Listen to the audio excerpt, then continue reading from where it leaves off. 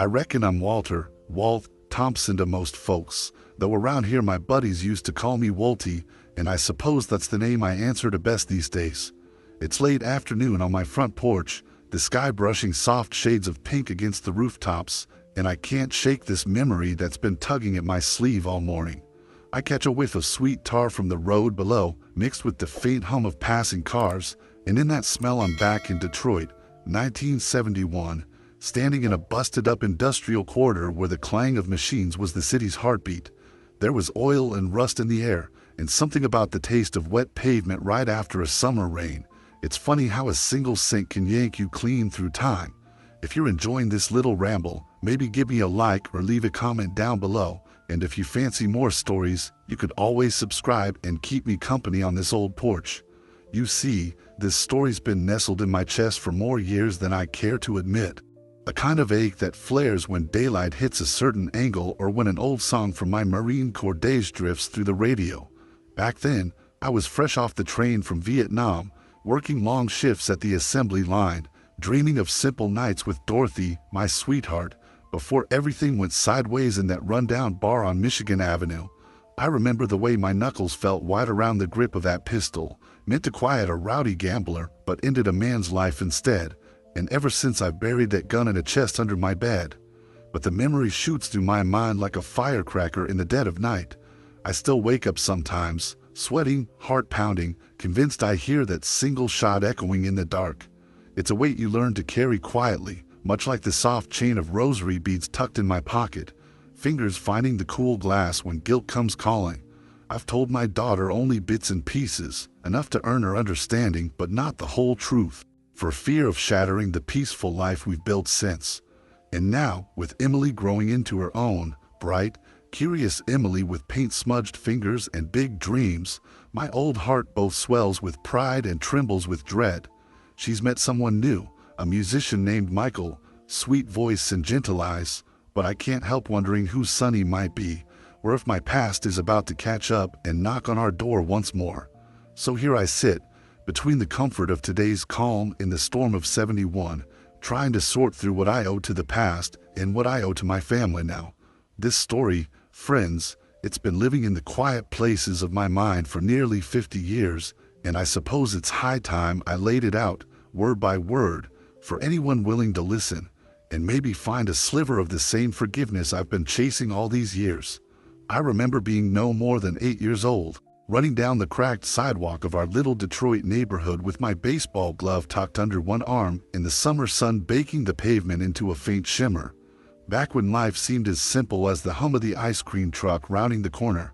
My mama worked at the factory packing lunches for the men on the assembly line, and my pa clocked in at the steel mill before dawn, his overalls smelling of coal dust and sweat when he came home at night. Evenings smelled like fresh biscuits in our kitchen and the deep, bubbling pot of gravy my grandma stirred on the stove, and Sundays meant church bells and Clara's fried chicken, and the rattle of gravy spoons mixing potatoes in the big wooden bowl. I was that kid who believed kindness was the king of virtues, who thought if you smiled at a stranger on Woodward Avenue they'd surely smile back, and who tucked pennies under passing tires to see the scuffed wheels spin them away. Back in those days, I pictured myself growing up to do great things, maybe drive a train, build a house, or become a preacher like old Reverend Jones down the block. I had a best friend named Tommy O'Leary who lived 2 doors down, and together we'd climb apple trees in his backyard, dreaming up adventures like discovering buried treasure in the Allegheny Mountains or striking gold in California. We'd lean our heads back on the grass, watching clouds drift by, and I'd tell him, one day, "Tommy, I'm gonna make a mark that folks will remember," and he'd nod, wide-eyed, chewing on a blade of grass like it made all the sense in the world. School felt like a place of chalk dust and the scratch of pencils on paper, but I loved it when Mrs. Henderson let us read from storybooks about explorers and inventors. That's when my heart would pound with the promise of what lay beyond our modest block. Every morning, I'd wave to Mr. Jenkins as he drove his milk truck past our house, the bells clanging with each turn. And I swear those tinkling chimes were the soundtrack of possibility echoing through my head. Those were days of barefoot summers and homemade baseballs wrapped in twine, of paper routes delivering the news and times when I was barely tall enough to lug the papers in my satchel. I can still taste the sticky sweetness of lemonade on the stoop and hear my mother calling me in for dinner, her voice gentle but firm. "Walt, wash up now, your plate's getting cold." I was that young man who believed life would unfold in neat chapters, that you did your part, treated your neighbor right, and everything would sort itself out. I didn't know about heartache then, didn't reckon with the war drums that would someday pull me across the sea or the heavier burdens a man carried when he aimed to protect himself. No, back then I was simply a boy with a head full of dreams, a swing-set promise of tomorrow, and the unshakable notion that people always returned home, returned good faith, returned fulfilled. I danced barefoot at county fairs with Aunt Clara, my cheeks sticky with cotton candy, and I learned my first lesson about waiting when my pa didn't show up one evening because the mill had called him back in for overtime. I learned that grown-ups wore invisible weights on their shoulders and that sometimes kindness meant sitting quietly beside someone even if you couldn't fix what ailed them. Those simple truths, rooted in the feel of cool grass under my knees and the wash of cicadas in the tall grass, shaped the man I'd become, a man who would one day clutch a pistol with shaking hands and wonder how a single second could change everything. But in that boy's world, I believed in second chances, in the promise that the sun would rise again, and in the steadfast hope that kindness would always find a way back to you. And so here I stand, nearly 60 years removed from that barefoot summer, holding on to the memory of who I was then, because it's that gentle boy's heart, so full of wonder and belief, that still whispers to me when the night wind rattles these porch boards. I'll never forget the first time I laid eyes on Dorothy Mae Reynolds, though back then I didn't know her name or reckon how much she'd come to mean to me. It was a warm Friday night in '64, and I'd slipped into the old Majestic Cinema on Detroit's West Warren just after sundown, hoping to catch the double feature and maybe glimpse a stray popcorn kernel or two. The lobby lights were dim, the familiar smell of buttered corn tortillas mixing with the stale sweetness of dreams on celluloid. I was leaning against the concession counter, humming a tune I'd picked up from the jukebox at Ollie's Diner, when the doors swung open and in she walked. Sunlight from outside caught in her hair, though it was nearly dark out. My heart did something funny, like it skipped a beat and then sprinted down my chest. I swear for a moment I felt the whole world shift on its axis. I didn't know then why my palms got slick or why my breath hitched, but I knew right away nobody else in that room mattered except her. She wore a pale yellow dress with little daisies stamped across the skirt, and she carried a leather-bound notebook tucked under one arm like it was the only thing worth saving in the world. She paused by the ticket booth, squinting up at the tiny neon sign flashing Night of the Iguana, and the light played across her cheek in a way that made me catch my own reflection in the glass and think, well now, Walt, don't you look like a deer in headlights?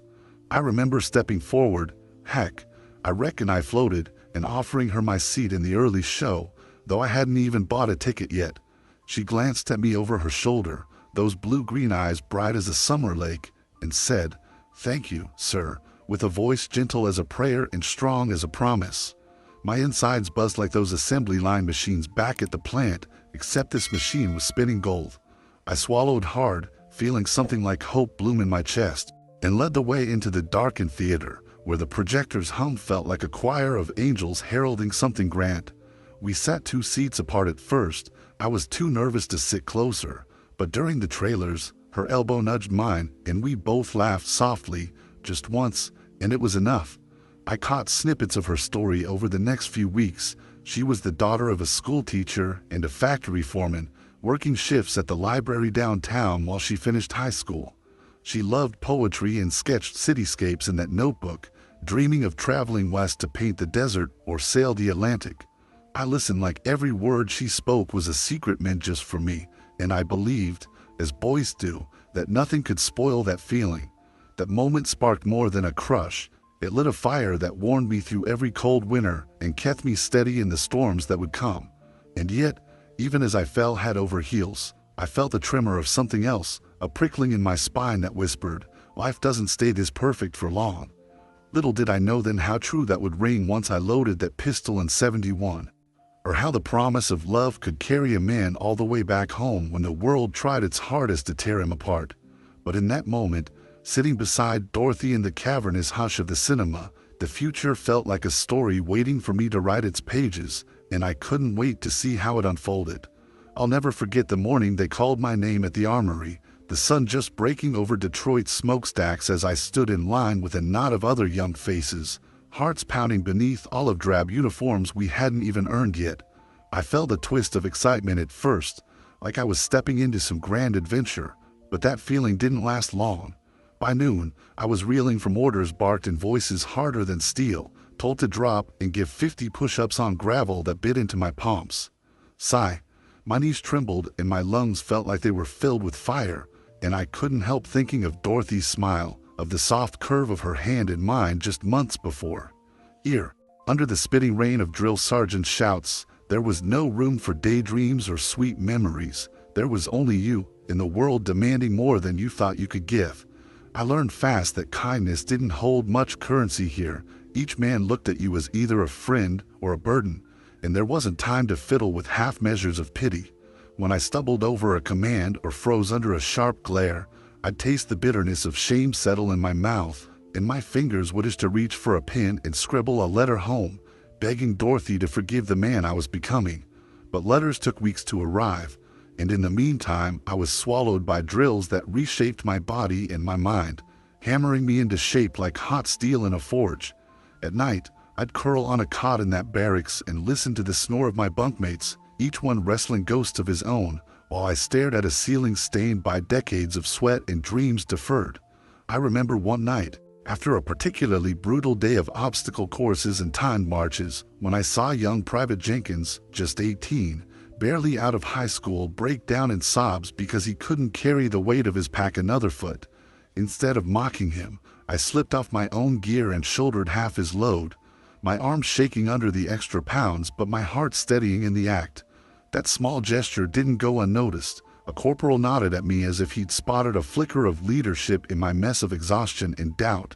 Still, I couldn't shake the fire in my belly that told me I was letting Dorothy down, that I was trading the promise I'd made her under that yellow daisy dress for a life of muddy boots and shouted orders.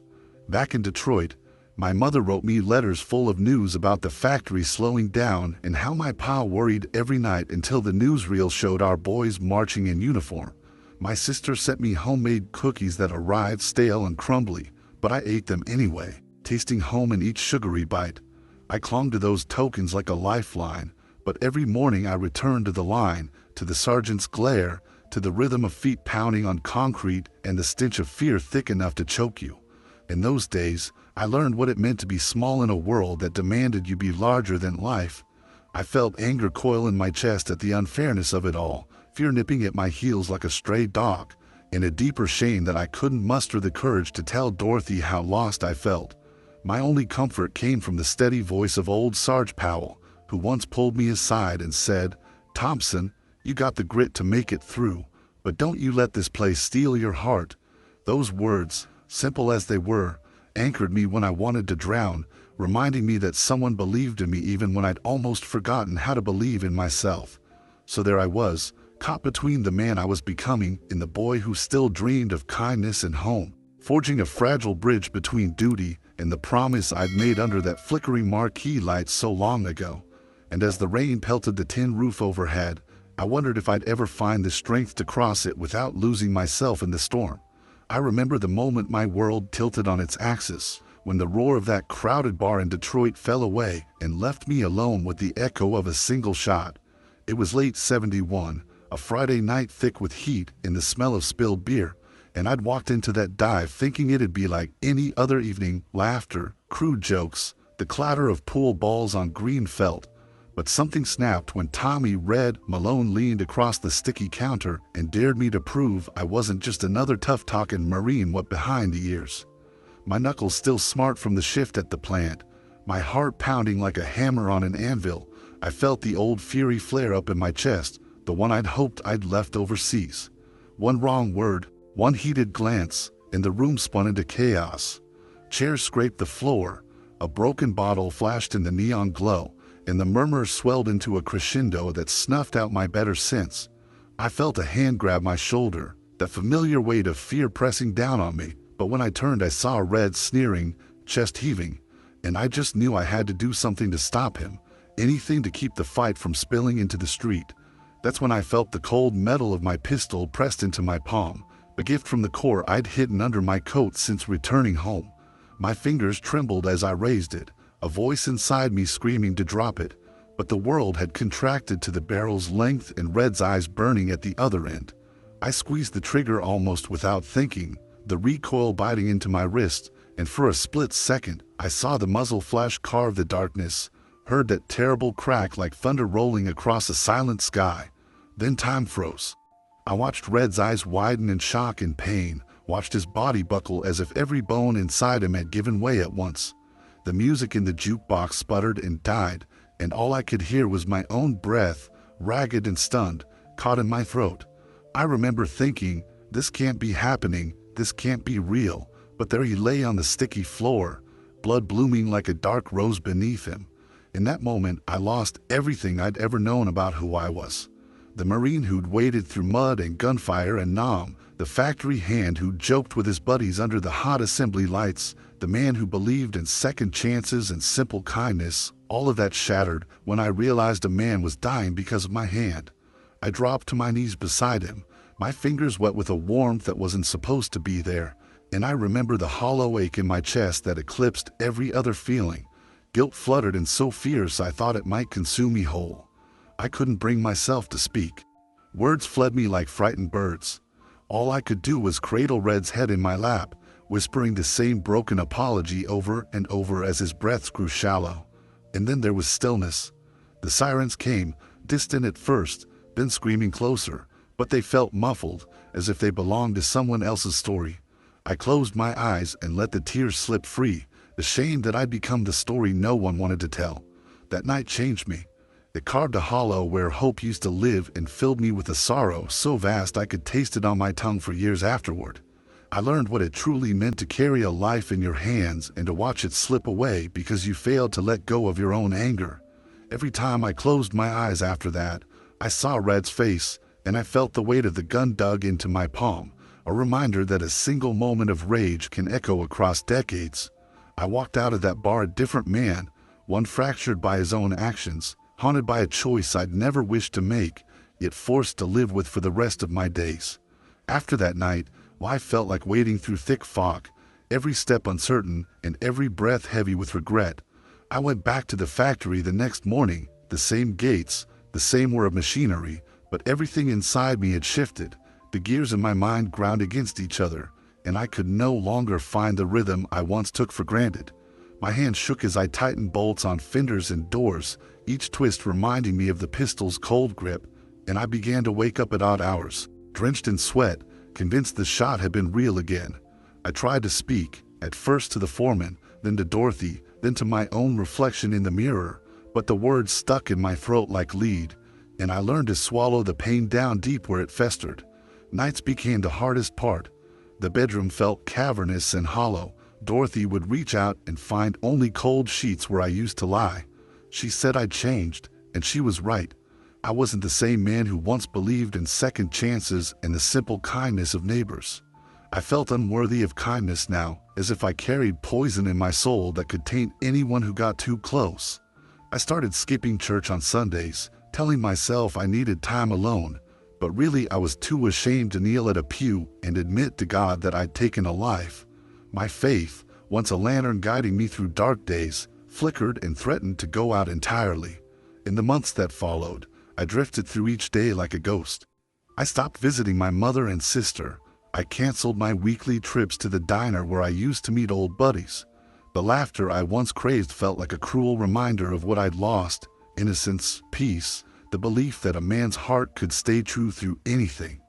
I dove into work, trying to reclaim the certainty of a steady paycheck in calloused hands, but my mind wandered to that bar over and over, to Red's last breath, to the hollow look in his eyes as the light faded from them. I couldn't reconcile the Marine who fought for his country with the man who shook in shock and horror when a man collapsed at his feet. And so I began to withdraw, pulling myself tight into a shell where no one could reach me. Friends stopped calling, letters piled up unanswered. Dorothy left one morning with a gentle note tucked under my coffee mug. She loved me, but she could not stand by and watch me disappear. She took Emily with her. And in that empty house I heard the echo of her door closing like the final chord of a song I'd never learned to play again. Alone, I wandered streets I once knew by heart, haunted by memories of a childhood when hope was as plentiful as grass in a field. I tried new routines, long walks by the river, Sunday drives through the countryside, but the silence followed me like a shadow. I found myself at the church one afternoon, the stained glass windows catching the sunlight just so, and I felt a tug at my soul. I knelt at the altar, hands folded, and for the first time in months I spoke the prayer I'd avoided. Forgive me. The word felt frail on my lips, but I repeated it until the tears came, hot and cleansing. It wasn't an absolution. The weight of that night remained, a constant companion. But it was a start, a crack in the wall I'd built around my heart. I left the church with a trembling hope that maybe forgiveness, like kindness, could find its way back to a man who'd lost his way. And though the road ahead would be long and full of quiet battles, I held on to that fragile spark, trusting that, even in the deepest silence, there's a chance for healing. It was early spring when I first felt that slow, gentle nudge in my chest, like the first green shoot pushing through thawed earth, telling me that maybe, just maybe, there was life left in this old heart of mine. I'd been drifting for months after that day in church, haunted by my own prayer and wondering if forgiveness was a trick played by hopeful fools. One Tuesday morning, I lingered after the service, watching Sister Margaret pin a notice on the bulletin board about volunteering at the community kitchen down on Elm Street. I rubbed my palms together, heart thumping, and I thought, well, Walt, you can't get much lower than where you've been, so you might as well give it a shot. The next afternoon, I showed up at the back door of St. Luke's community kitchen, dusty jacket and all, expecting something half-hearted, maybe peeling carrots or washing dishes. Instead, I found a dozen bright faces who looked at me like I wasn't a broken man, but someone they were glad to see. I started small, stacking plates, filling mugs with coffee so hot steam curled into the winter air.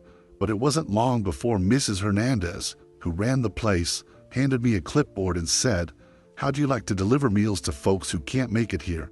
I swallowed hard, remembering the hollow ache in my own chest, and nodded. So I climbed into that battered van with 5 aluminum trays balanced on the passenger seat, and I drove down streets I'd once ignored, dropping off soup and sandwiches at doorsteps marked by loneliness and need. When an old widow named May took that tray through her screen door, her eyes filled with tears and she said, "Bless you, son," I felt something thaw inside me, like the ice around my remorse had cracked.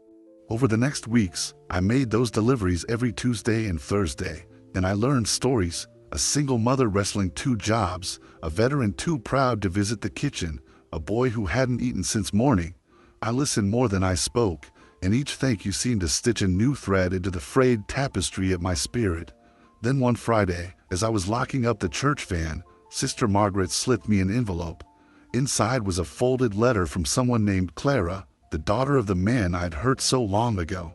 I held that paper with trembling hands, heart pounding in my throat.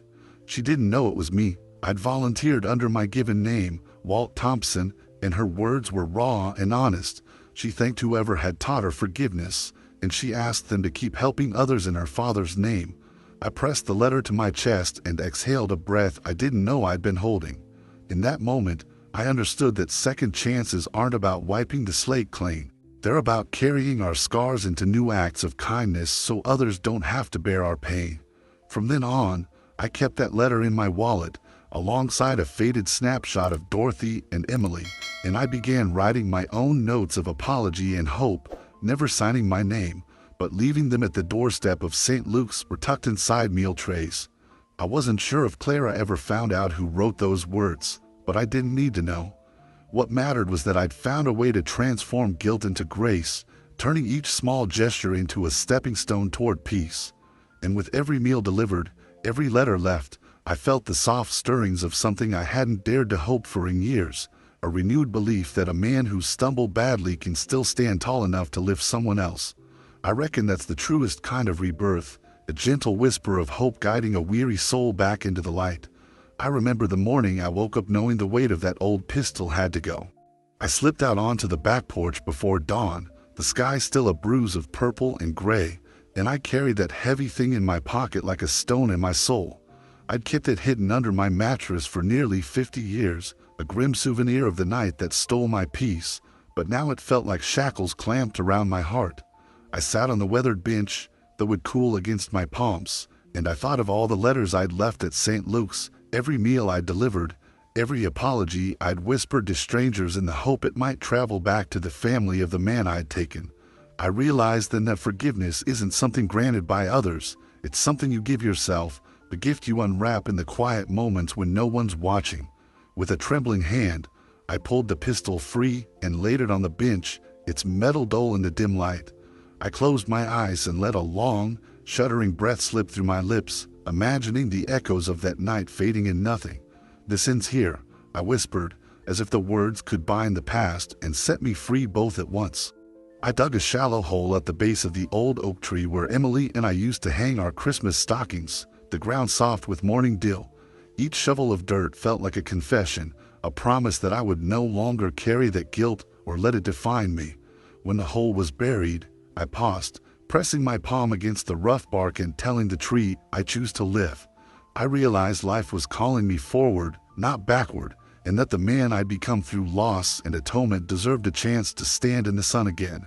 I felt the wind stir my shirt collar and, for the first time in years, I smiled, not a bittersweet tug at the corners of my mouth, but a real, unguarded smile that warmed my cheeks. I climbed back inside, shoulders lighter, and sat at my old desk where Dorothy used to set her teacup. I wrote a letter to Clara, explaining that I was the one who'd kept her father's memory alive in small acts of kindness, and asking her to forgive a man who had lived in the dark for far too long. I didn't know if she'd ever read it, but the act of writing those words felt like stepping out of a long tunnel into the morning light. By the time Emily came home that afternoon, arms full of paintbrushes and canvases, I was peeling potatoes for a big pot of soup, just another Tuesday, but different. When she asked why I looked so peaceful, I simply patted the countertop and said, "Some baggage needs to be left behind, kiddo." And she nodded, as if she'd always known that's how a man moves on, one small choice at a time. That evening, I sat on the porch again, the sky now brushed with gold, and I watched the sun dip below the rooftops. I thought of Dorothy and how she taught me that love carries you through the darkest nights, and I felt her hand in mine, guiding me still. I remembered the boy who believed in kindness and the Marine who learned what true courage meant, and I realized they were pieces of the same man. I chose to honor all of them by living fully, with no pretenses and no regrets, simply onward, in humility and hope. And as the last light faded, I said a quiet prayer of thanks, for forgiveness granted, for strength renewed, and for the promise of every dawn that follows a long, dark night. I've walked a long road from that barefoot boy chasing baseballs on cracked sidewalks to the man who bore a lifetime's worth of regret in the dark of night. And if there's one truth I've carried home, it's this: our past shapes us, but it doesn't have to shackle us forever. I spent decades believing that remorse was my rightful inheritance, that I deserved to wake each morning with the taste of my mistakes on my tongue. But in time, I learned that guilt, left untreated, becomes a prison with walls too high to climb. The true lesson I've come to hold is that forgiveness isn't something we earn by paying penance until we break. It's something we grant ourselves by choosing to act with compassion, even when our own heart feels unworthy. You see, the night I fired that shot taught me how swiftly a single moment can fracture your world, but the years I spent volunteering at a church kitchen taught me how steadily 1,000 small kindnesses can mend it. I learned that redemption isn't a grand gesture performed once and then forgotten. It's the quiet decision each day to show up, to help someone else carry their burden, and to extend grace even when the world feels cold. When I buried that pistol beneath the old oak, I wasn't just laying down steel and trigger. I was laying down fear and shame, choosing instead to pick up empathy and hope. And I reckon that's the gift we owe ourselves most of all, the freedom to live with intention rather than be haunted by what we cannot undo. Perhaps my story can help someone else who's been taught that past failures define their future. If you're listening now and your chest aches with the weight of something you can't erase, know this: forgiveness begins with one brave act of kindness, whether it's a letter, a helping hand, or a whispered apology offered in humility.